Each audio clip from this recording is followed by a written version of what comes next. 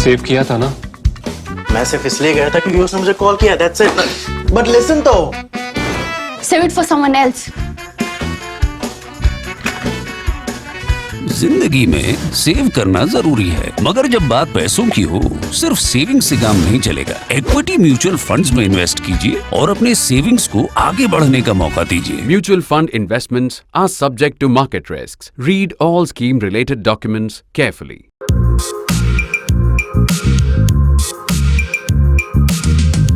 Here's the funny thing about corruption in India.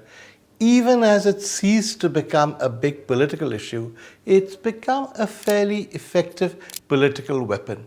Let's take a case from the headlines. Let's take the case of Manish Sisodia, the Deputy Chief Minister of Delhi till he resigned a couple of days ago, who is now in jail on corruption charges. Now, some of you will remember the founding of AAP and will remember the early days of Arvind Kejriwal and Manish Sisodia. If you remember, Mr. Kejriwal would skulk behind the dhoti of Anna Hazare, who was the nominal leader of India Against Corruption.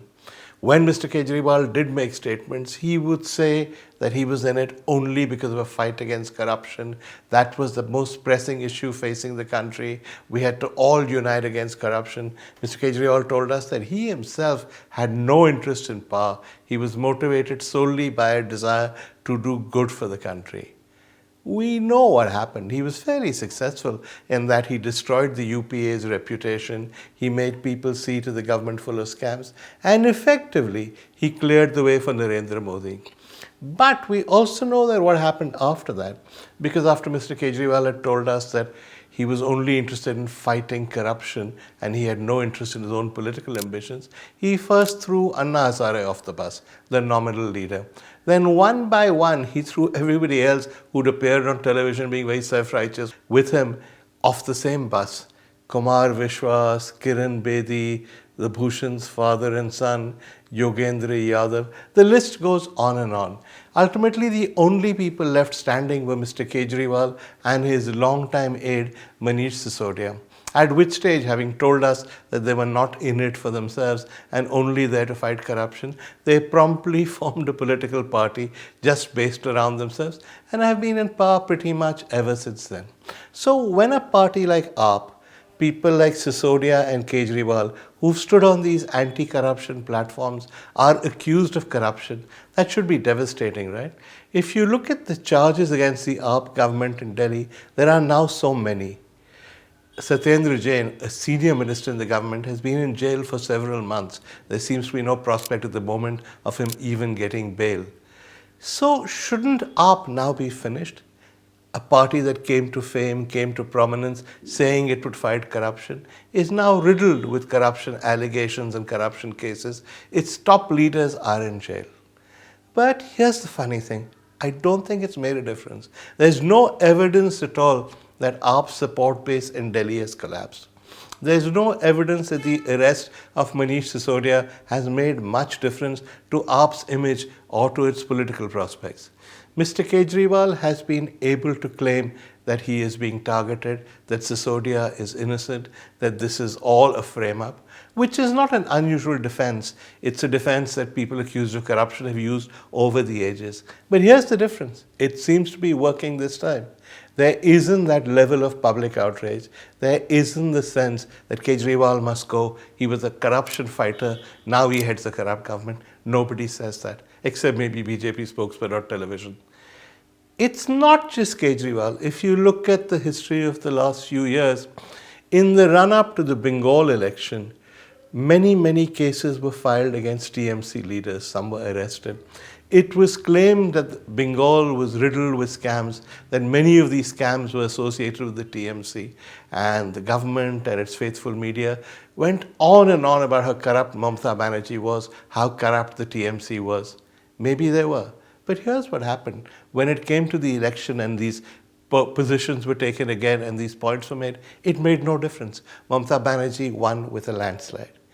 That's been the pattern pretty much all over the country. When the BJP first came to power during its first term, it talked about the National Herald scam and how corrupt the Gandhis were and how they just robbed the country and made money. I don't think it resonated very much with people who hadn't already become hardcore BJP converts. And it's not an issue the BJP raises very often. Certainly the public will say that there's a lot wrong with Rahul Gandhi.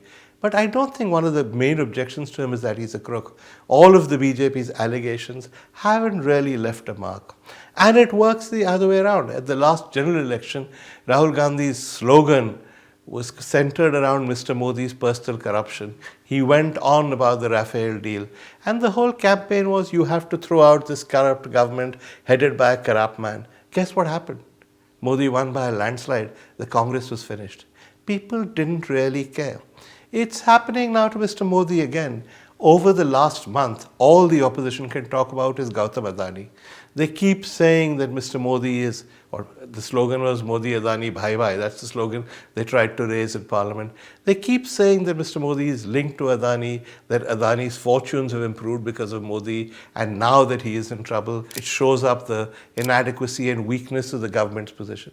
Well, maybe it does, maybe it doesn't. But here's the thing. Once again, this makes no difference to Mr. Modi. They can shout Adani as much as they want, but his popularity seems intact. So why is this? Why has corruption ceased to be such an important public issue? Why are people not so bothered about allegations of corruption? Well, I think there are many reasons. One of them is people are used to nothing coming of these allegations.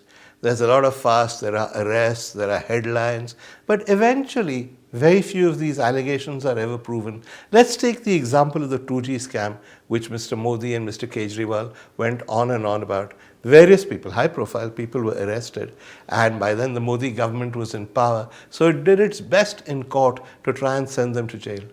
Not one of them was convicted. All of them were acquitted. That's been the pattern pretty much everywhere. All of these cases are sound and fury, but nothing really happens. The allegations are very difficult to prove, impossible to prove, or perhaps not true to begin with. I think there's a public recognition of that. There's also a slightly wary and cynical recognition that, look, all parties make money. Some do it at a high level, some do it at a low level. Corruption is no longer a distinguisher for parties at large. Let's just look at comparative costs. Okay, so the guy is corrupt, but is he going to deliver? And if a politician is delivering, and if he or she is seen as being popular and doing good for the state or for the country, then the corruption allegations don't seem to matter. And there's one other factor, and that I think is the important factor, because that's the major difference in how corruption was seen earlier and how corruption is seen now. After Kejriwal complained and after Sisodia was arrested, various people did calculations. The Indian Express said, and they did their own calculation, that of the corruption cases filed and the inquiries conducted and the arrests made in the last few years by this government, of the 124 such cases, 118 were against the non-BJP opposition. And that's an important issue because people now believe that the agencies will be unleashed against the BJP's political opponents. They don't feel sorry for these opponents. They don't believe they're necessarily honest. They just don't believe that they're bigger crooks than anybody else. So people are now cynical about how these things are done. You could argue, and I suppose BJP supporters would, this is because the BJP is squeaky clean and opposition politicians are all crooks. That's why no BJP politician needs to be investigated now, even if you sort of believe in that. And if you do, then you should believe in Santa Claus and the Easter Bunny as well. But even if you believe in that, there's another problem, which is that the BJP has cheerfully joined hands and admitted various people from other parties who are quite clearly crooks. How do we know they're crooks? Well, because the BJP told us they were crooks. The pattern in Bengal and various other states is that the BJP makes terrible and serious allegations against politicians in the opposition. Cases are filed. These people are threatened with jail. But then they sort of abandon their old loyalties, link up with the BJP, support it, in some cases join the BJP, and then the allegations vanish. The BJP stops calling these people crooks. They're welcomed as being full-fledged members of the larger BJP family. I think that makes people cynical. I think what happened in Maharashtra also makes people cynical. In Maharashtra, you will remember, the central agencies went after the Shiv Sena NCP Congress government, Many ministers were arrested, charges were filed against MLAs, many were threatened with arrest. It got to the stage where Shiv Senics openly implored their leader to tie up with the BJP again, saying, otherwise, the ED will put us in jail.